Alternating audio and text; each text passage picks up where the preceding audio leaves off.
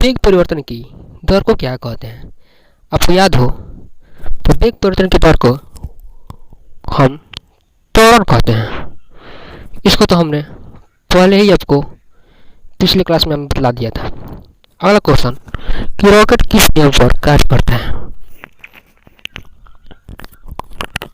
जो आपका सोवियत संरक्षण के सिद्धांत पर आधारित है।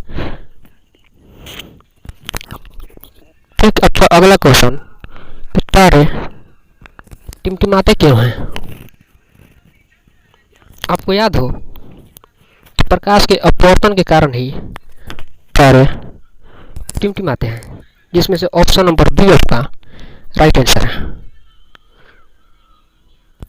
ठीक है, आपका अगला प्रश्न आपका स्क्रीन पर आपसे पूछ रहा है कि तेज आंधी में छत के छप्पर क्यों उड़ जाते हैं? तो आपको याद हो तो हमने बर्नौली के नियम आपके साथ शेयर किया था थ्योरी में कि तेज आंधी में छप्पर इसलिए उड़ जाते हैं क्योंकि नीचे का अंदर का इसका ऑप्शन नंबर ये जो है आपका राइट आंसर है। अगला आपका क्वेश्चन पूछ रहा है कि बल और विस्थापन के अदिश गुणनफल क्या कहलाता है? जिसमें ऑप्शन है आपका शक्ति, कार्य, ऊर्जा और आवेग। आपको याद हो तो बल और विस्थापन के अदिश गुणनफल को हम कार्य कहते हैं, अर्थात इसका ऑप्शन नंबर सी जो है आपका राइट आंसर है।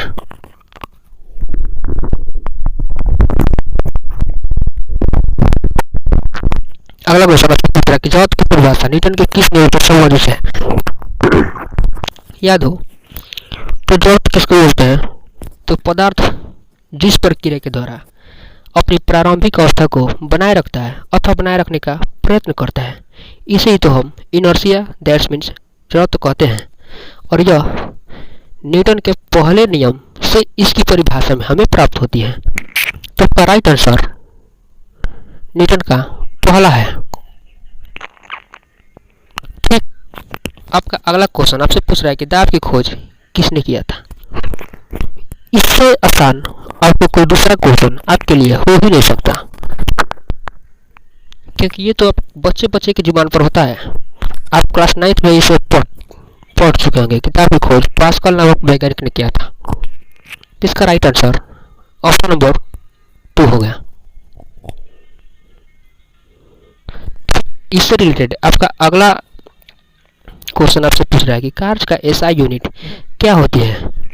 तो कार्य का एसआई यूनिट इसमें ऑप्शन दिया है आपका न्यूटन, पास्कल, जूल और वाट। इसका राइट आंसर जूल होगा। अगर याद रखिए कि अगर जूल नहीं भी दिया होगा तो न्यूटन पर मीटर वहां पर लिखा होगा।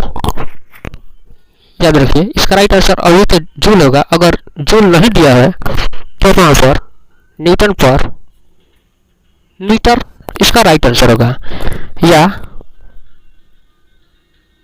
न्यूटन मीटर इनवर्स भी इसको हम बोल सकते हैं। ठीक है, याद रखिएगा जूल या न्यूटन पर मीटर या न्यूटन इनवर्स इसका राइट आंसर होगा।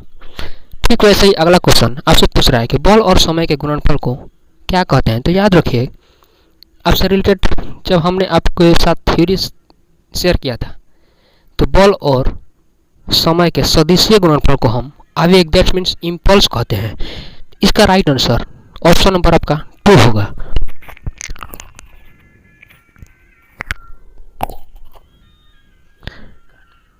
ठीक है, इसका अगला क्वेश्चन आपसे पूछ रहा है कि निम्नलिखित में से कौन सी अदिश राशि है? याद हो तो अदिश राशि किसको बोलेंगे हम? वह भौतिक राशि जिसका हमें केवल परिमाण दैट मीन्स रिजल्ट प्राप्त होता है, परंतु उसकी डायरेक्शन दैट मीन्स दिशा की जानकारी नहीं प्राप्त होती है। उसकी दिशा के बारे में पता ही नहीं रहता है। या फिर कुछ ऐसे भी भौतिक राशि होते हैं जिसकी परिमाण और दिशा दोनों ज्ञात होने के बावजूद भी वो अदिश होते हैं, क्योंकि वे साहचर्य नियम, बंटन नियम, वितरण नियम, त्रिभुज के जोड़ के नियम, त्रिभुज के घटाव के नियम, गुणा के नियम का पालन नहीं करते हैं, और यही कारण है कि वे अदिश राशि कहलाते हैं। जैसे में आपका विद्युत धारा, इस तरह के बहुत सारे भौतिक राशियाँ हैं। तो इसका जो ऑप्शन होगा, ऑप्शन नंबर सी, कार्य जो है आपका इनमें से अदिश राशि है, क्योंकि कार्य कहते किसको है, बल और विस्थापन के अदिशीय गुणनफल को ही कार्य कहते हैं। इसमें से बल भी आपका सदिश राशि है और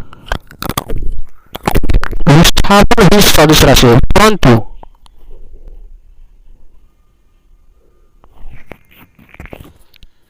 बल और विस्थापन दोनों के सदिश, दोनों तो सदिश राशि है, परंतु फिर भी इनका अदिश गुणनफल कार्य कहलाता है, क्योंकि ये बंटन नियम, साहचर्य नियम, वितरण नियम इत्यादि के नियमों का पालन नहीं करता है। तो इसमें से आपका ऑप्शन नंबर जो सी होगा वो आपका राइट आंसर होगा। अगला क्वेश्चन आपसे पूछ रहा है कि हाइड्रोलिक ब्रेक कार्य करता है निम्नलिखित में से किनके नियम पर हाइड्रोलिक ब्रेक आधारित है।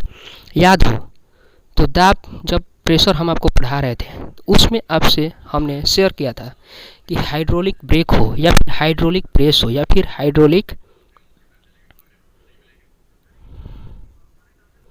ये सारे चीज जो है पास्कल के नियम पर ही आधारित होते हैं। तो इसका राइट आंसर आपका ऑप्शन नंबर 2 होगा। ठीक है, अगला क्वेश्चन आपसे पूछ रहा है कि ऋणात्मक त्वरण क्या कहलाती है। वैसे तो आपको याद हो कि वेग परिवर्तन की दर को हम त्वरण कहते हैं, परंतु जब त्वरण का वैल्यू ऋणात्मक हो जाती है तब उसको हम मंथन, दैट्स मीन्स डीएसेलरेशन या फिर रिटार्डेशन कहते हैं। तो इसका राइट आंसर ऑप्शन नंबर 2 इसका राइट आंसर होगा। अगला आपसे क्वेश्चन पूछ रहा है कि किन्हीं दो स्थानों के वास्तविक लंबाई को हम कहते क्या हैं। याद रखिए हमेशा कि किन्हीं दो बिंदुओं के वास्तविक लंबाई को हम हमेशा विस्थापन कहते हैं। मान लीजिए कि एक बिंदु आपका ए है और दूसरा बिंदु बी है, तो जो ए और बी के बीच की वास्तविक लंबाई अगर 5 मीटर है तो ये आपका विस्थापन कहलाएगा। ठीक है, यदि आपसे यही क्वेश्चन पूछता कि किन्हीं दो स्थानों के लंबाई को क्या कहते हैं, किन्हीं दो स्थानों के बीच के लंबाई को केवल कहता, तो हम उस वहाँ पर दूरी कहते। लेकिन यहाँ पर आपका वास्तविक लंबाई, रियल वैल्यू ऑफ लेंथ पूछ रहा है, तो वहाँ पर आपका राइट आंसर विस्थापन, that means displacement, option number 4 आपका राइट आंसर होगा। ठीक वैसे ही आपका अगला क्वेश्चन आपसे पूछ रहा है कि त्वरण ज्ञात करने की सही फॉर्मूला क्या है। आपको याद हो तो बल की परिभाषा से हम जानते हैं कि एफ बराबर एम ए होता है, अर्थात दैट्स मीन्स एफ बराबर एम ए, इसलिए यहाँ से ए बराबर एफ बाई एम। ठीक है, तो इसका राइट आंसर जो होगा आपका option number 3, that's means A equal to F by M, इसका राइट आंसर होगा। ठीक वैसे ही आपका अगला क्वेश्चन आपसे पूछ रही है कि कार्य करने की दर कहलाती क्या है। ये तो आपका, यदि आपको वर्क एनर्जी एंड पावर का थ्योरी याद हो तो उससे ये तो आपका डिफिनीशन है कि कार्य करने की दर को हम पावर, दैट्स मीन्स शक्ति कहते हैं। तो इसका राइट आंसर ऑप्शन नंबर 4 इसका राइट आंसर होगा, क्योंकि शक्ति बराबर कार्य बाई समय होता है। ठीक है, इसलिए कार्य करने की प्रति सेकंड किसी पिंड अथवा वस्तु के द्वारा कार्य करने की दर को हम शक्ति कहते हैं। याद रहेगा।